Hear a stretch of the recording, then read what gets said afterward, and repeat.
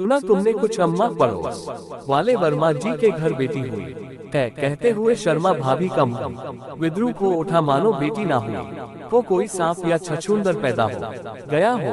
हमका तो समझ नहीं आवत है कि तीन तीन बेटियों के बाद भी बेटा क्यों नहीं जन्म पा रही है। 70 के ऊपर हो चुकी, मोहल्ले की सबसे की उम्र दराज अम्मा मानो दहाड़ी अम्मा कहने को तो 70 के ऊपर थी, पर उनकी आवाज में इतनी बुलंदी थी कि उनके घर के सामने से निकलने वाला नास्तिक भी भगवान से मनाने लगता था कि कहीं वो चबूतरे पर बैठी ना दिख जाए, वरना उसके आस पड़ोस में भी किसी के घर लड़की पैदा हुई हो तो उसकी खैर नहीं। कितनी बार अम्मा की मंझली बेटी श्यामा ने अम्मा को दबे स्वर में समझाया भी, पर उस दिन समझो घर में अम्मा ने उसका रहना दूभर कर दिया और हार कर श्यामा ने जान लिया कि अम्मा सिर्फ उसके भाई को ही प्यार करती है और वो सिर्फ गलती से अम्मा के घर आ गई थी। तभी शर्मा आंटी फिर बोली, अम्मा पता नहीं मोहल्ले की सारी महरिया काहे बिटिया पैदा करत है, खिलाई पिलाई और पढ़ाई में पहले ढेर पैसा खर्च करो और फिर सब दूसरे के घर चला जाता है।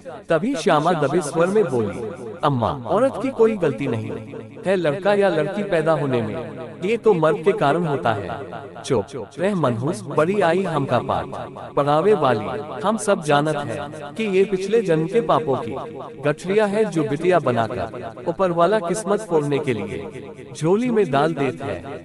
हम तो तुम्हें का भी जन्म नहीं देना चाह रहे, पर ऊ का होत है जिससे लड़का लड़की पेट में ही पता चल जात है। राई ने शर्मा भाभी की ओर घूरते हुए पूछा, वो कोई मशीन तो होत है अम्मा, पर हमें उसका नाम नहीं पता है।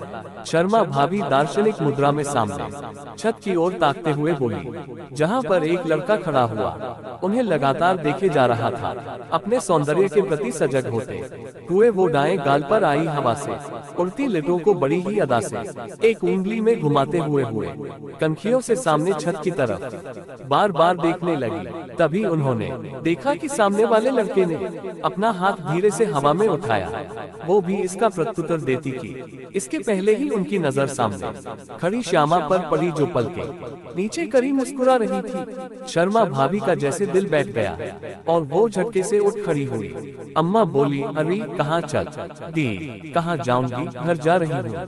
तभी श्यामा ने अपनी कजरारी आंखें उठाते हुए भोलेपन से पूछा, तो क्या अम्मा हम वर्मा आंटी के यहाँ नहीं जाएंगे उन्हें बिटिया होने की बधाई देने?